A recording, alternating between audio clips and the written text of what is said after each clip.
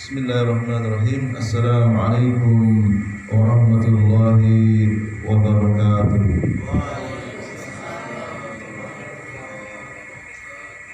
Alhamdulillahi thayyiban mubarakan fi kama yuhibbu rabbuna wa yarda. Asyhadu an la ilaha illallah wahdahu la syarika lah wa asyhadu anna Muhammadan abduhu wa rasuluhu. Amma ba'du. Qala Allah Ta'ala fi kitabihil karim, ya ayyuhan nasu ubudu rabbakumul ladzi khalaqakum min nafsin wahidah wa khalaqa minha zawjaha wa batha minhuma rijalan katsiran wa nisaa'a wattaqullaha alladzi tasaaluna bihi wal arham innallaha kana 'alaikum raqiba. Wa qala Rasulullah sallallahu alaihi wa ala alihi wa sallam, innallaha yubghidu kulla 'alimin bid dunya wa jahilin bil akhirah. Wa qala sallallahu alaihi wasallam, talabul ilmi fariidatun 'ala kulli muslim. Ahibati fillah rahimani wa rahimakumullah. Saudara-saudaraku seiman dan seidah, insyaallah ta'ala kita akan melanjutkan kembali pembacaan kitab Al-Qawadihu fil Aqidati wa Wasailu As-Salamati minha, perusak akidah dan cara menyelamatkan diri darinya, atau dengan judul yang mudah dipahami, antivirus perusak akidah. Para ulama mengatakan, man la ya'rifu syai'a yaqulu fihi. Siapa saja yang tidak mengetahui keburukan, dia berpeluang besar akan jatuh kepada keburukan tersebut. Siapa yang tidak mengetahui kesyirikan, berpeluang besar ia akan melakukannya. Seorang yang tidak mengetahui jenis-jenis tanaman yang beracun, ketika dia masuk ke hutan, dia kelaparan, tidak ada binatang yang bisa dimakan, hanya buah-buahan, dan dia tidak bisa membedakan mana buah yang bermanfaat untuk tubuh manusia dan mana buah yang beracun. Dia berpeluang akan memakan buah yang beracun. Karena apa? Karena ketidaktahuan. Demikian juga kalau kita tidak mengetahui kesyirikan, kita hanya tahu tauhid saja, kita tidak mempelajari virus-virus perusak tauhid, virus-virus perusak akidah, tidak menutup kemungkinan kita akan jatuh ke dalam kesyirikan tersebut tanpa kita sadari. Oleh karena itu wajar saja Rasulullah sallallahu alaihi wa ala alihi wasallam beliau mengajarkan akidah yang lurus itu paling lama daripada ilmu yang lainnya. Membersihkan kotoran kesyirikan di dalam batin manusia itu tak segampang membalikan kedua telapak tangan. Rasulullah menanamkan pelajaran tauhid di dalam hati para sahabat di Mekah itu sampai 13 tahun. Tidak ada pelajaran yang lain kecuali pelajaran akidah saja. Bayangkan 13 tahun. 13 tahun itu berarti SD 6 tahun, SMP 3 tahun, 9 tahun, SMA 3 tahun, 12 tahun, tambah 1 tahun lagi. Berarti kita sekolah akidah. Kalau mengikuti lamanya Rasulullah SAW mengajarkan kepada para sahabat sampai tingkat SMA plus 1 tahun. D1, diploma 1. Itu pun pelajarannya belum ada pelajaran tentang toharoh, tentang sholat, tentang puasa, tentang haji. Bahkan belum turun larangan haramnya khamr. Ya kan, para sahabat itu ketika turun surat ayat tentang perintah sholat, di antara mereka ada yang sholat sambil sempoyongan, sambil mabuk. Ya. Ada yang sambil ya sempoyongan, teler. Turunlah ayat tentang larangan minum khamar karena madharatnya lebih besar daripada manfaatnya. Manfaatnya ada, bisa menghangatkan tubuh ketika kedinginan, bermanfaat bagi yang menanam anggur, menanam gula, karena bisa dirubah menjadi alkohol, bisa meningkatkan perekonomian petani tebu, petani gula, petani anggur. Dengan adanya pembuatan alkohol, mereka menjadi hidup ekonominya, tetapi madharatnya jauh lebih besar kalau dikonsumsi. Kalau hanya digunakan untuk mencuci barang-barang elektronik, untuk mencuci luka nggak masalah, untuk mensterilkan. Tapi kalau untuk diminum, hukumnya dosa besar. Ya. Jadi 13 tahun bayangkan.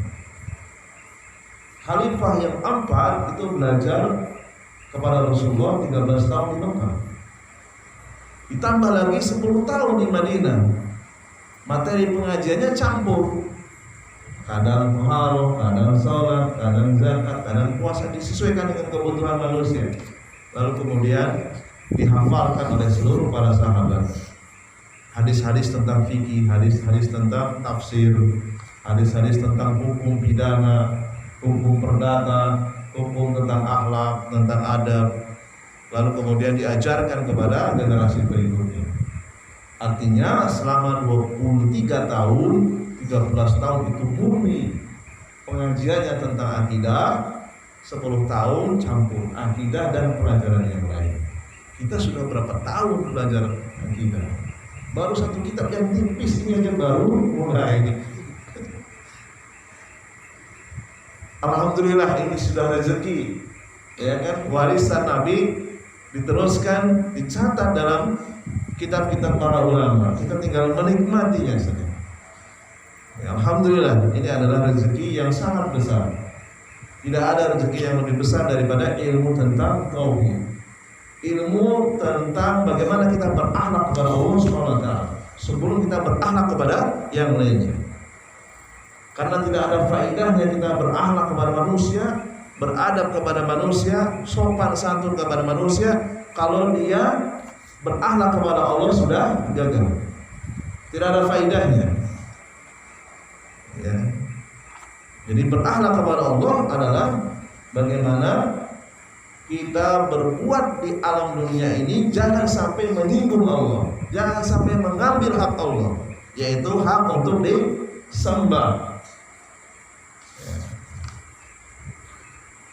Kata beliau penulis rahimahullah taala, hadhil akidatu al-islamiyatu, inilah akidah Islam yang terdiri dari rukun iman, rukun Islam dengan perincian-perinciannya.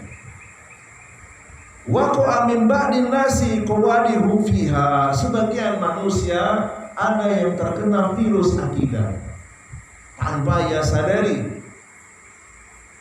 Wa nawakidu tankuduha, bahkan ada yang sampai menghancurkannya tanpa tersisa. Jadi orang itu tanpa sadar dia ke masjid setiap hari karena dia nggak mau ngaji. Sebenarnya di hadapan Allah orang tersebut sudah cacat akidahnya dan nggak bisa lagi diperbaiki, dan terus dia tenggelam dalam kebodohan karena tidak mau menghadiri majelis ilmu. Kemudian beliau mengatakan wal qawadihu qisman. Virus merusak akidah itu ada dua secara umum. Qismun yanqudu hadhil aqidata wa yubtiluha. Yang pertama, virus yang bisa merusak total akidah seseorang. Ibarat komputer itu sudah hang dan tidak bisa lagi di-restart ulang. Bisanya cuma dibuang ke tukang rongsok. Sudah tidak bisa diperbaiki lagi. Harddisknya kena bad sector, apalagi CPU-nya juga kena, hardware-nya juga rusak, sudah. Ini sih dijual ke tukang rongsok. rusak total. Fayakunu sahibuhu kafiron, pelakunya keluar dari Islam. Na'udzubillah, kita berlindung kepada Allah, jangan sampai di antara kita sadar ataupun tidak sadar akidahnya di hadapan Allah ternyata sudah rusak. Wa qismun yang kedua, yunakisu hadhil akidata wa yud'ibuha. Virus yang kedua hanya sebatas merusak tapi tidak total. Masih ada harapan untuk diperbaiki. Dia mengurangi kadar kemurnian akidah.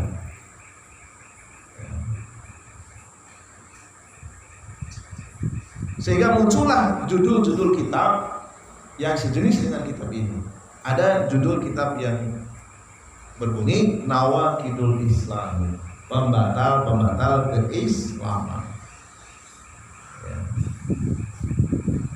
An-naw'ul awwalu, virus yang pertama, al-qawadihu al-mukaffiratu, merusak akidah yang menyebabkan pelakunya keluar dari Islam.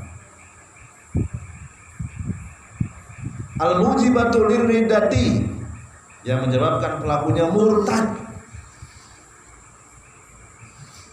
Wan naqidu yakunu qaulan wa yakunu amalan wa yakunu i'tiqadan wa yakunu syakkan. Virus perusak akidah yang mengeluarkan pelakunya dari Islam terbagi menjadi beberapa bagian.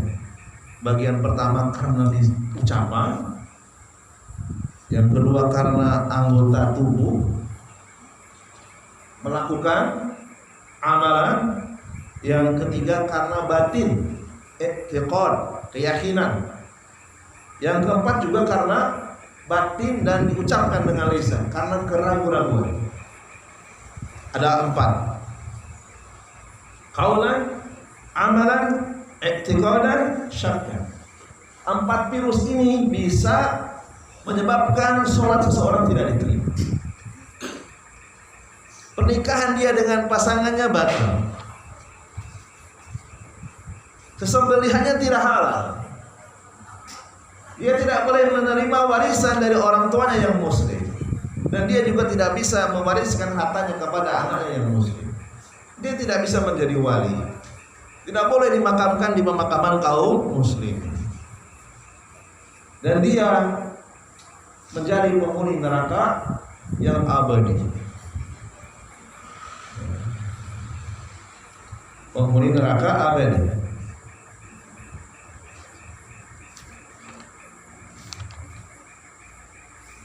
Faqad yartadul al-insanu bi qaulin yaquluhu aw bi amalin ya'maluhu aw bi i'tiqadin ya'taqiduhu aw bi syakkin batarahu alaihi. Jadi seseorang bisa jadi dia keluar dari Islam karena ucapan, karena amalan anggota tubuh, karena keyakinan hatinya, dan karena keraguan-raguan yang muncul dari hatinya. Hadhil umuru al-arba'atu kulluha yati minha an-naqidu alladhi yaqdahu fil aqidah wa yubtiluha. Disebutkan oleh para ulama dalam kitab-kitab mereka, di antara judul dalam kitab fikih pidana, fikih yang mana hakim memutuskan seseorang itu pertama dimintai tobat, nggak mau tobat selama kurang lebih 3 hari, baru kemudian jatuh hukuman pidana, penggal kepalanya. Kalau itu di negeri yang menggunakan undang-undang Islam 100%, seperti di Saudi Arabia.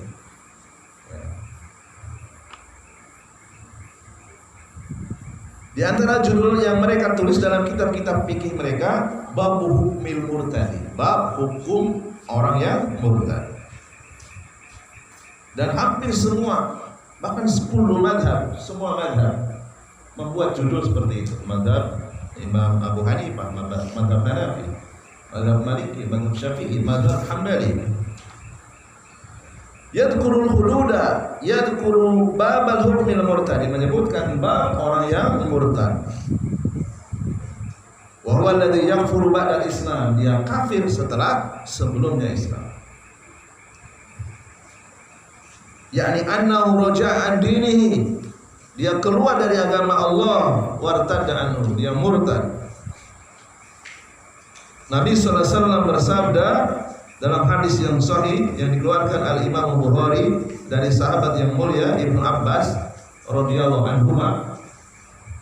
Ibnu Abbas radhiyallahu anhuma berarti ibu dan ayahnya Abbas, dua-duanya sahabat Nabi. Tapi kalau misalnya Umar bin Khattab radhiyallahu anhu berarti ayahnya bukan muslim. Apa kata Nabi? Man baddala dinahu faqtuluhu. Barang siapa yang mengganti agamanya dengan selain Islam, faqtuluhu, maka hukumannya bunuh. Berdasarkan putusan hakim syariat.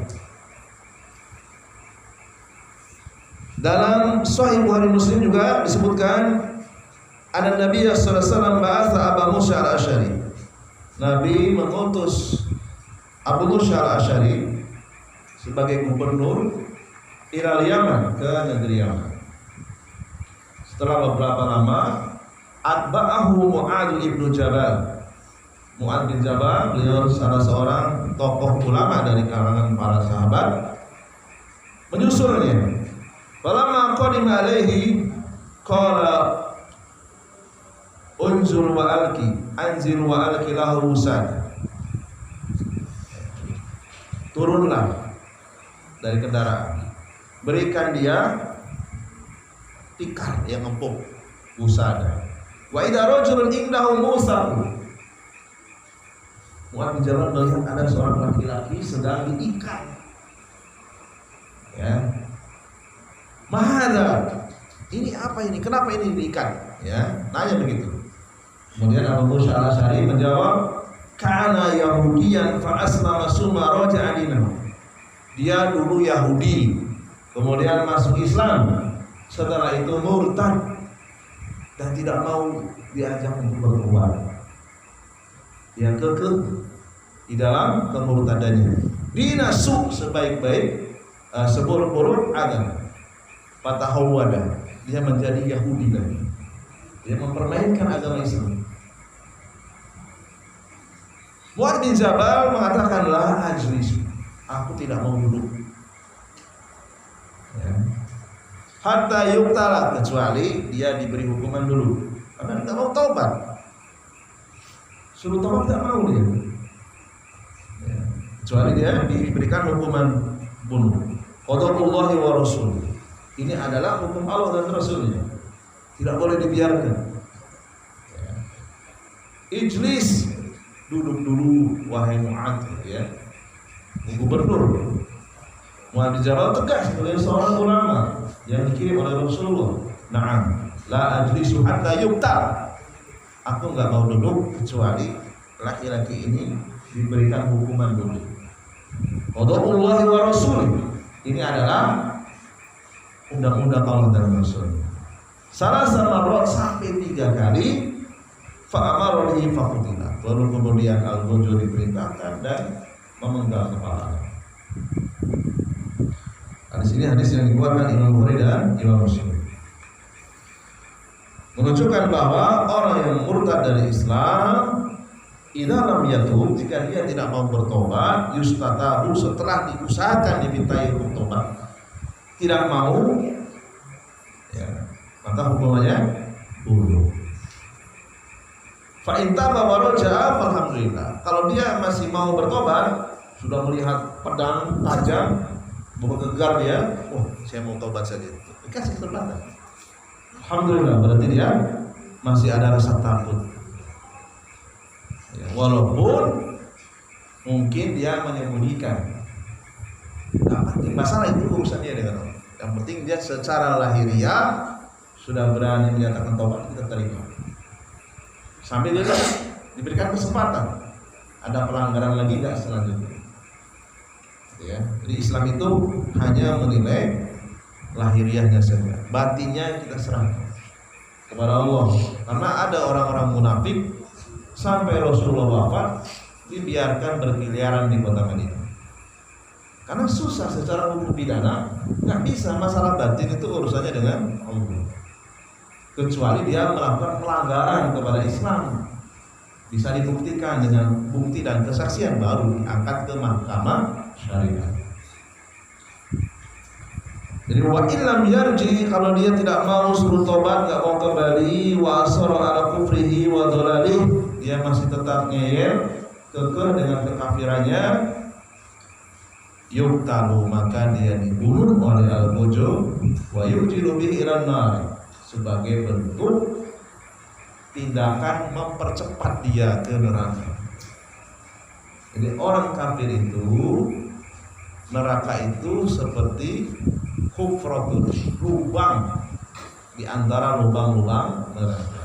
Beda dengan kuburan seorang mukmin. Kuburan itu seperti apa?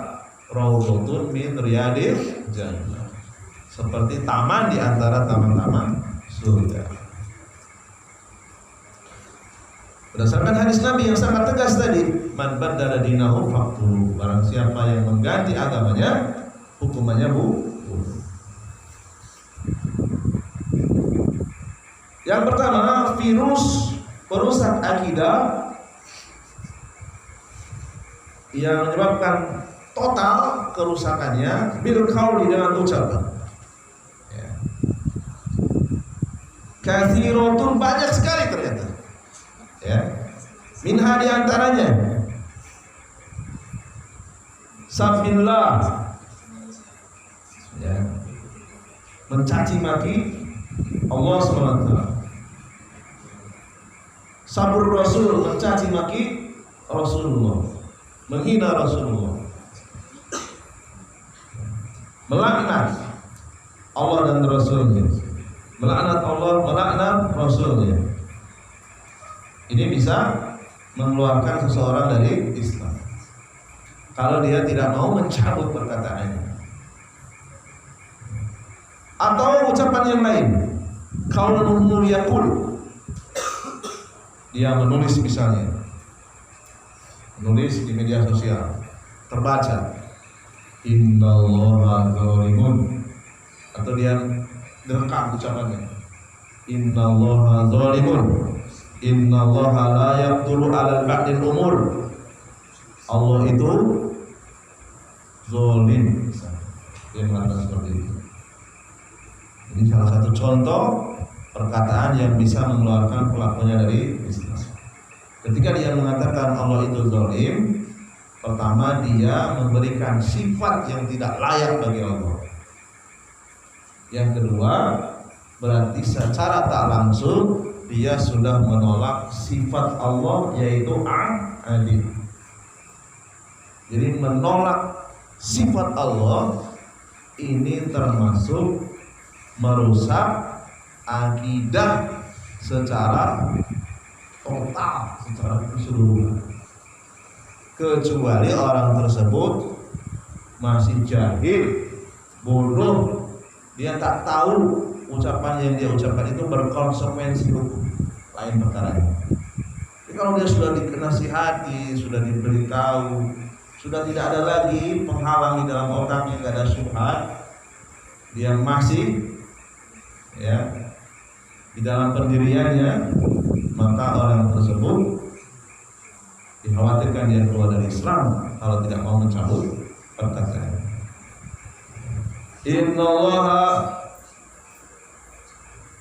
bakhilun, Allah itu pelit, misalnya. Ini sifat yang tidak layak bagi Allah, karena Allah itu ada Al-Mannan, Maha memberi, Al-Wahhab, Maha memberi karunia.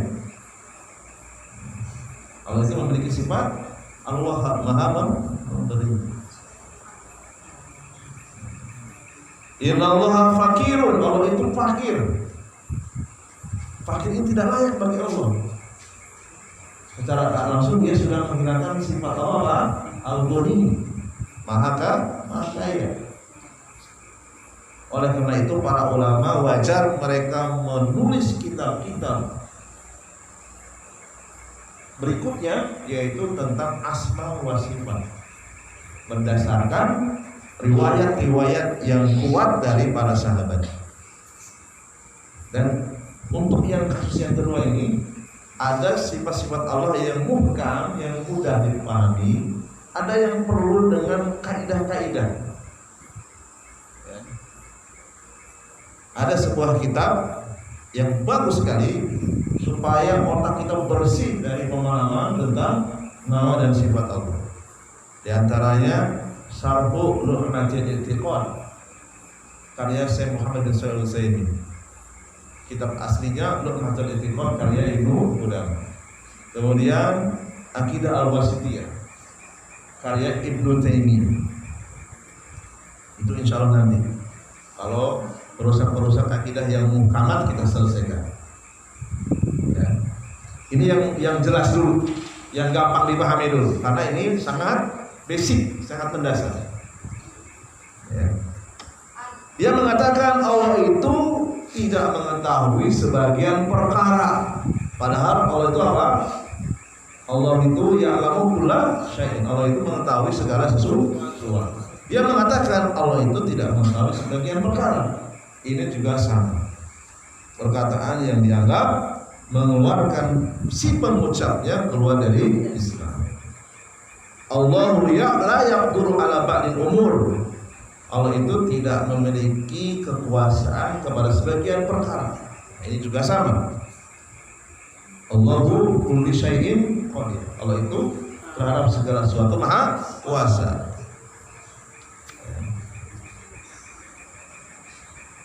Intinya adalah siapa saja yang mencacat Allah, man intaqasallaha aw sabbahu aw abahu bi syai'in, intinya dia mencacat Allah dengan sesuatu ucapan, fahuwa kafirun murtadun anil Islam. Dia terancam bisa keluar dari Islam, bisa murtad dari Islam, naudzubillah. Hadhihi riddatun qauliyah. Inilah bentuk-bentuk kemurtadan karena virus berupa ucapan. Istahja'a, mengolok-olok, menghina. Tanaqasahu, mencacat. Wasofahu bi amrin la yaliqu, memberikan sifat kepada Allah dengan sesuatu yang tak layak.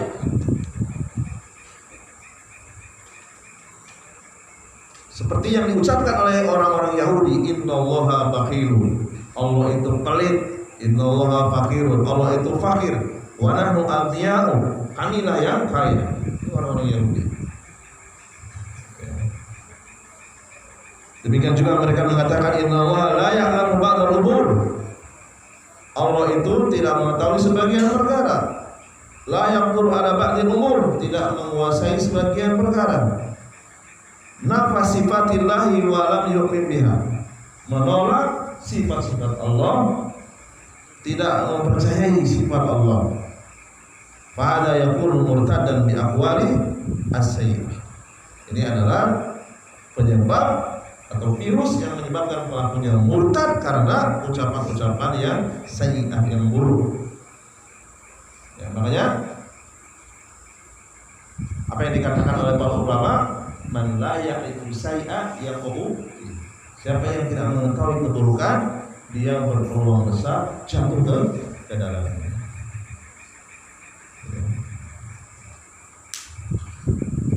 Kemudian contoh yang lainnya, innallaha lam yujib alaina as-shalat. Allah itu tidak mewajibkan kita sholat 5 waktu misalnya. Karena sudah jelas-jelas di dalam Al-Quran perintah sholat, di dalam hadis jelas ada perintah sholat. Orang awam sekalipun tahu kalau sholat 5 waktu itu wajib. Hadhihi riddatun anil Islam. Maka ini termasuk virus perusak akidah yang menyebabkan murtad pelakunya dari Islam.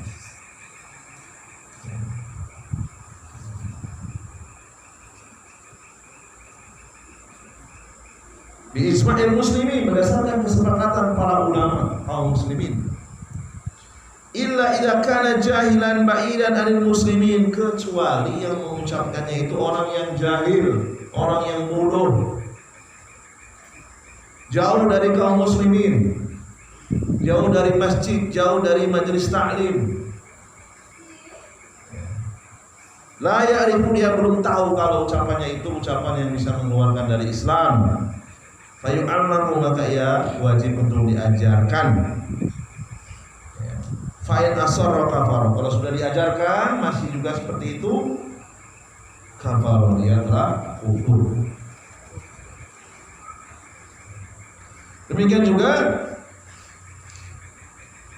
dia mengatakan, ya, az-zakatu ghairu wajibah, zakat itu tidak wajib, misalnya dia mengatakan seperti itu. Alam nasi, bagi kaum muslimin tidak wajib. Shaum Ramadan ghairu wajib alam nas, puasa Ramadan itu tidak wajib. Hajjul ma'al istita'ah ghairu wajib, haji bagi yang mampu tak wajib. Ngapain haji ke sana katanya? Itu perkataan siapa? Panji. Panji G. Bahaya ya.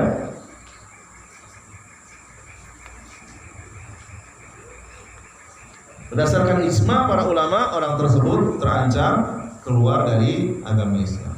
Wa yustatabu, wajib untuk diajak untuk bertobat. Fa in taba, kalau dia mau bertobat alhamdulillah. Wa illa, jika tidak mau, kutilah, ya dibunuh. Itu kalau di negeri yang sudah dipraktekkan undang-undang pidana berdasarkan hukum Islam. Sampai di sini barangkali ada soal jawab. Berapa menit lagi Ustaz? 5 menit lagi. Saya tutup dulu ya. Setelah itu baru tanya jawab. Subhanallah wa bihamdihi, asyhadu an la ilaha illa anta, astaghfirullah.